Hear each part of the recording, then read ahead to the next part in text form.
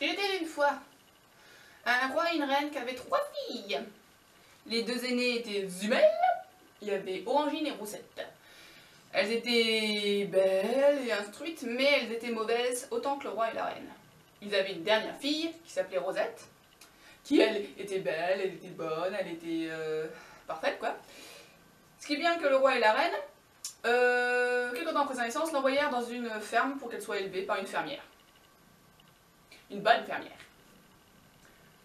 Le temps a passé, et comme Rosette avait une marraine fée, la fée bienveillante il me semble, elle fut très bien éduquée, parce que la fée arrêta pas de lui envoyer des enseignants, des gens pour l'instruire au niveau de l'art, de la tenue, du savoir-vivre, blablabla.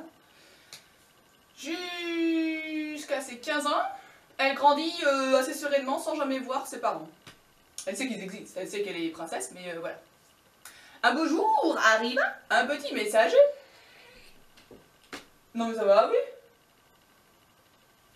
Un beau jour arriva un petit messager qui lui dit je cherche la princesse Rosette, j'ai un message à lui transmettre de la part du roi. Alors la princesse Rosette, elle lui dit bah, c'est moi, ça tombe bien. C'est quoi le message? Alors il lui donne. Et donc comme elle a appris à lire, à écrire, à raconter tout ce que tu veux, elle peut lire la lettre et elle apprend qu'en fait le roi va donner un grand bal pendant 3 jours à son château afin de trouver des maris à ses sœurs qui ont maintenant 18 ans.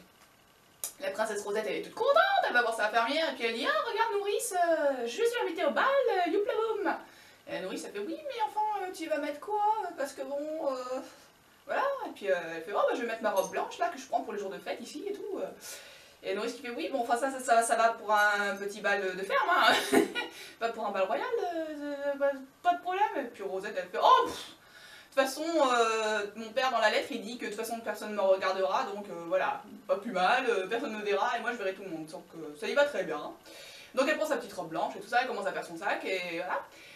Ce soir-là, la princesse, la fée bienveillante arrive et elle fait ah Rosette, j'ai appris que tu vas au bal, quelle tenue as-tu choisi? Et donc Rosette elle lui montre sa robe blanche et tout ça, et puis la fée elle sourit et puis elle fait moi j'ai une autre idée, tout ça, pour ta tenue, t'inquiète pas, je gère. Elle prend une petite fiole, elle met une goutte sur la robe, et aussitôt, la robe elle devient toute froissée, toute jaune dégueulasse, se transforme en une espèce de vieux torchon. Les souliers, elle en fait des chaussons dufteux, tout aussi dégueulasses. Pareil pour les bas, enfin elle transforme tout. Puis la fée ajoute, et en plus, je crois qu'il te faudrait quand même quelques bijoux, une petite parure et tout. Alors tiens, voilà un collier, voilà des bracelets, tout ça. Donc elle lui file un collier de noisettes et des bracelets en haricot sec. Donc, puis après elle embrasse Rosette et puis elle fait bon salut hein. Donc Rosette est bon ok d'accord c'est quoi ça dire. Donc la fermière elle fond en larmes parce que c'est bien à peine qu'elle se donne du mal à soigner cette robe blanche, c'est pour qu'elle finisse en vieux torchon. Et puis elle fait oui Rosette, faut peut-être mieux que tu n'ailles pas au bal hein, parce que bon là vu sa tenue tout ça, ah oui elle lui donne en chapeau aussi une aile de poulet. Je l'ai noté parce que j'aime bien ce coup là. Une aile de poulet. Donc Rosette elle fait non. Ma marraine a tenu à ce que je m'habille comme ça, je m'habillerai comme ça, elle a sûrement des raisons, elle est beaucoup plus sage que moi. Donc j'y vais. Bon. Elle prend sa malle et hop c'est parti, le lendemain on vient la chercher. Elle arrive au château, on la fait sortir dans une espèce de basse-cour dégueulasse. Le roi et la reine l'ont installée dans une chambre de bonne, sous les toits. Donc le petit page qui l'accompagne il est un peu désolé, il dit pour une princesse quand même. Et puis Rosette elle fait oh, m'en fous. Et après elle s'installe et tout ça, donc elle doit se préparer pour le dîner. Donc elle prend donc son aile de poulet, son torchon, ses chaussons dégueulasses, et puis elle s'habille comme ça, elle fait du mieux qu'elle peut. Et quand elle se regarde dans le miroir, elle voit qu'en fait tout a été transformé en robe d'or, des bas bleus en soie, petits souliers blancs, enfin bon voilà. Donc elle est magnifique. Et donc elle est toute contente, et puis elle remercie sa bonne fée, qui avait du coup voulu éprouver son obéissance.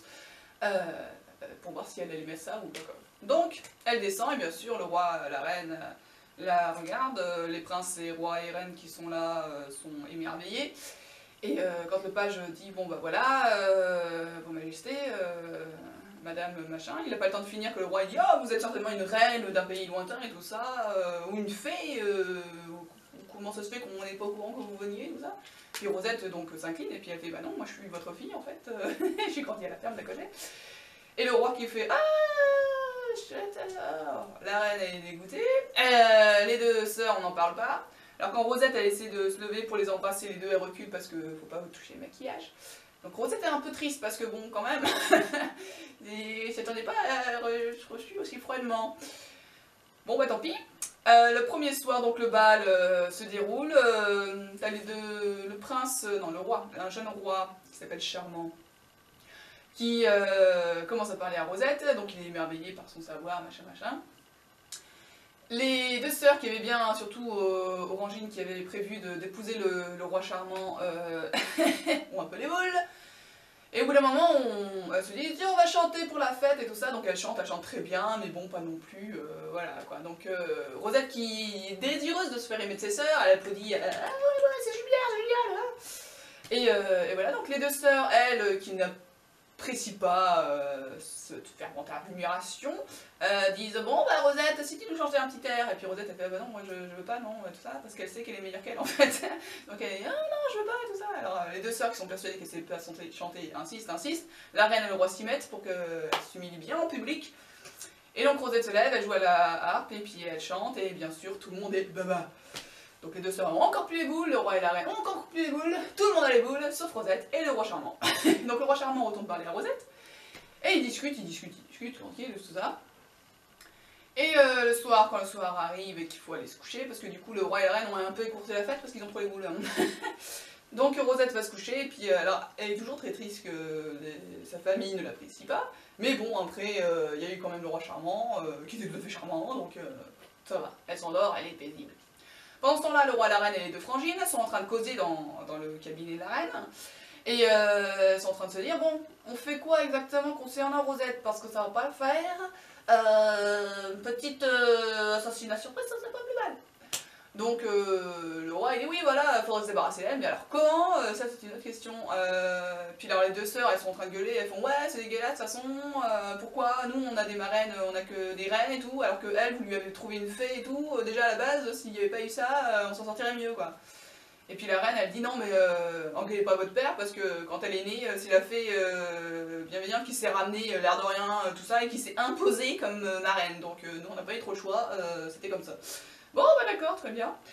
Et donc la reine elle fait, bon ce qu'on peut faire, c'est que demain, on va chercher les gardes, on fait sortir Rosette du château, puis on la refout dans sa ferme, et puis point barre. À ce moment-là, la fée bienveillante arrive, plus très bienveillante à ce moment-là, et elle leur dit, si vous touchez un cheveu de Rosette, alors vous, le roi et la reine, vous devenez des crapauds puants, et alors les deux sœurs, elles deviennent des vipères, je vous préviens, je vais m'éclater.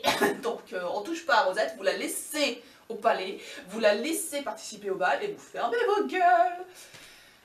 Et ils s'en va comme ça. Donc le roi, la reine et les deux sœurs sont, ah bon bah tant pis alors, tant pis.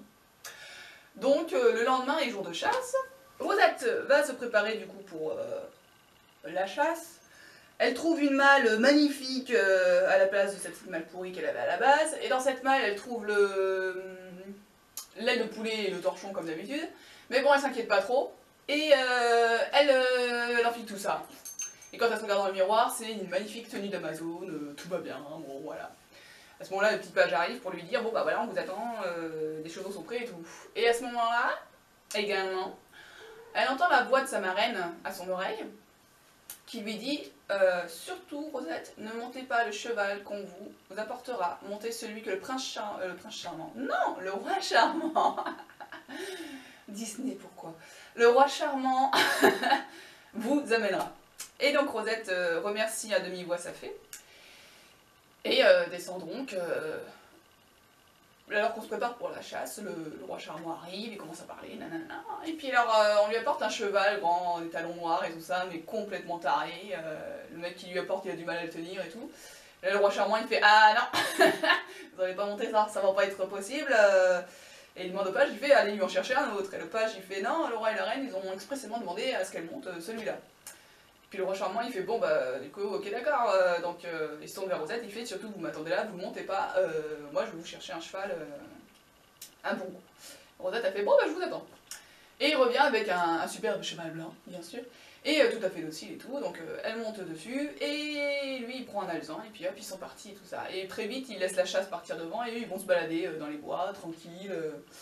Et ils discutent, ils se racontent leur vie, ils font connaissance. Puis alors finalement, au bout d'un moment, le prince il demande, enfin le roi, demande mais si vos parents vous aiment si peu, comment ça se fait que vous ayez autant de bijoux et tout ça Et puis alors elle dit non, moi c'est ma fée en fait qui me donne tout ça, donc elle raconte un peu l'histoire.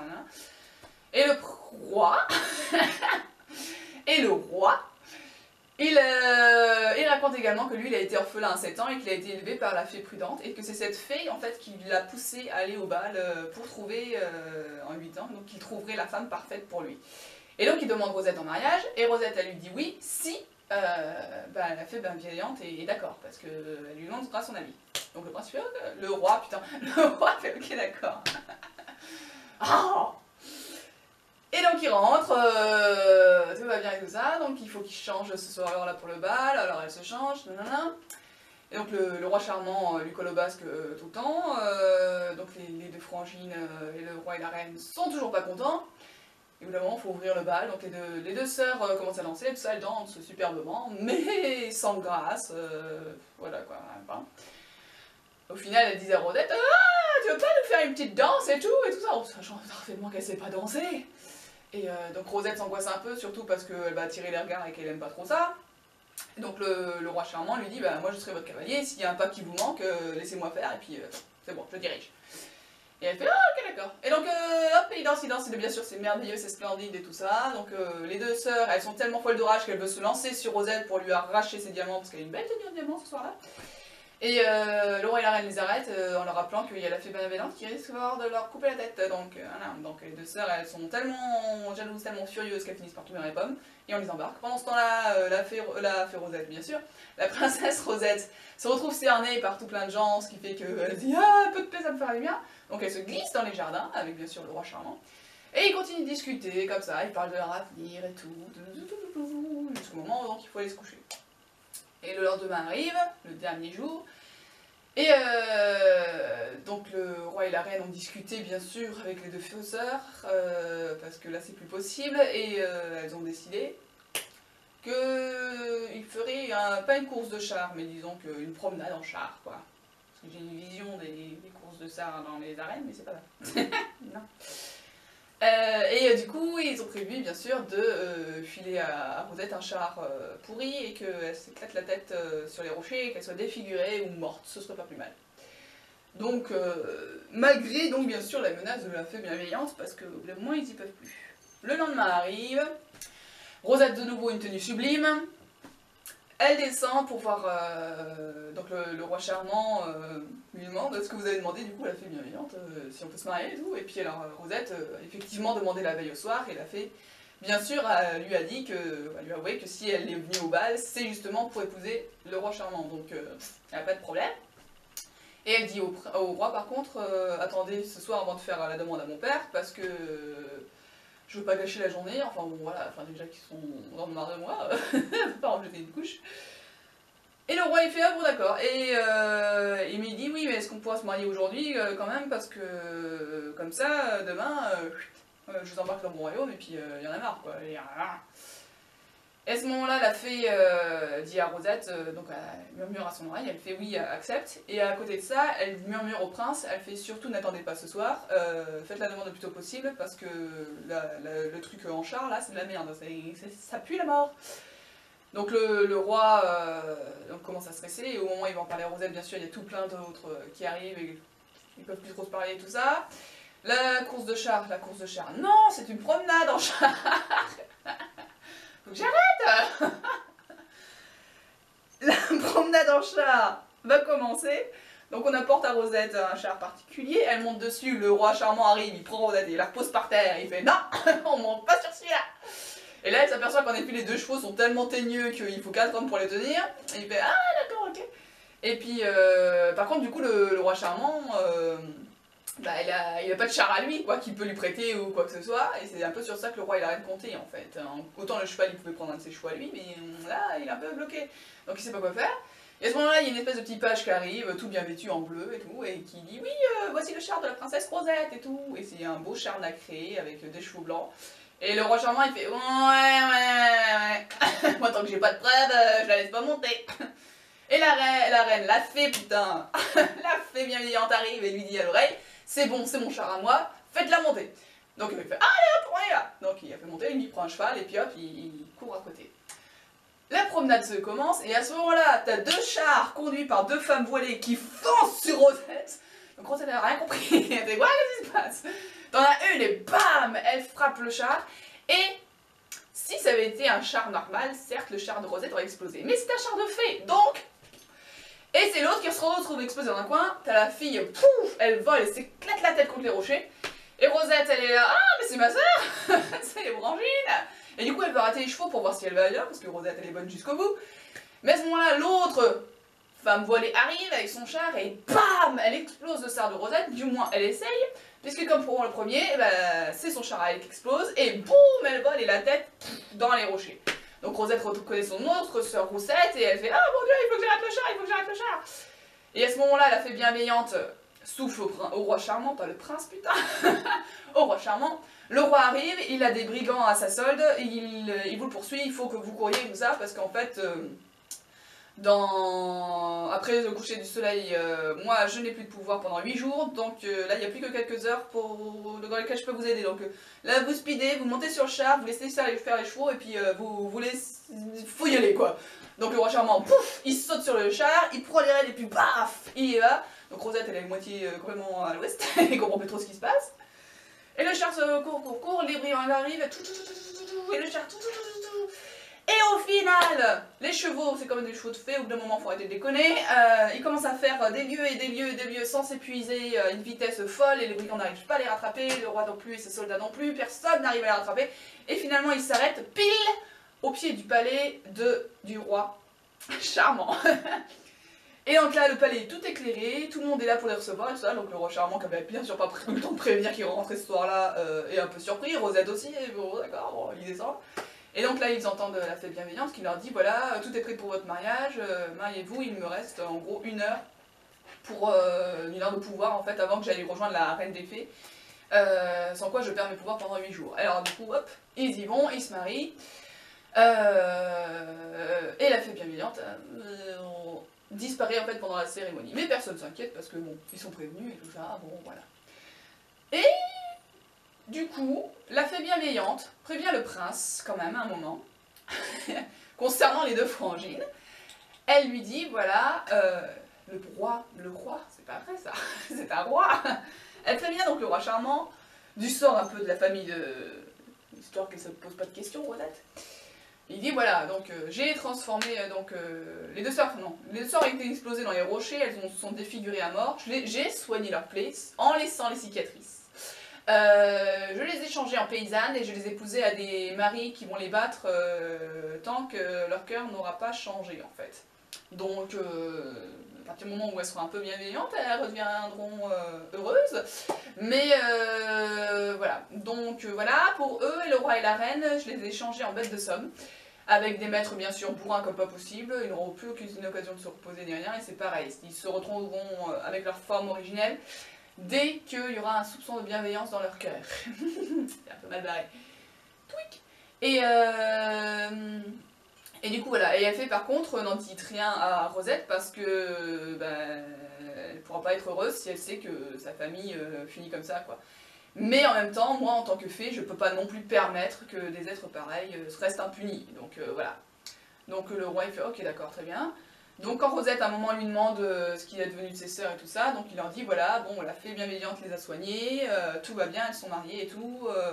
Par contre la fée a dit que vous ne pouvez plus poser de questions concernant votre famille quoi. Et depuis donc Rosette ne dit plus rien, parce qu'elle a toujours obéi à sa fée, elle va pas commencer à déconner. Elle se dit qu'il y a des raisons quoi. Donc, ils vécurent heureux, tranquillement. Les 2 sœurs, bien sûr, ne devinrent jamais gentilles, parce que plus elles étaient malheureuses, plus elles étaient mauvaises, donc voilà. Et pour ce qui est du roi et de la reine qui devaient redevenir humains, une fois qu'ils auraient un soupçon de bienveillance dans le cœur, eh ben, on raconte que ça fait 6000 ans qu'ils sont en bête de somme. Et voilà pour l'histoire de la princesse Rosette.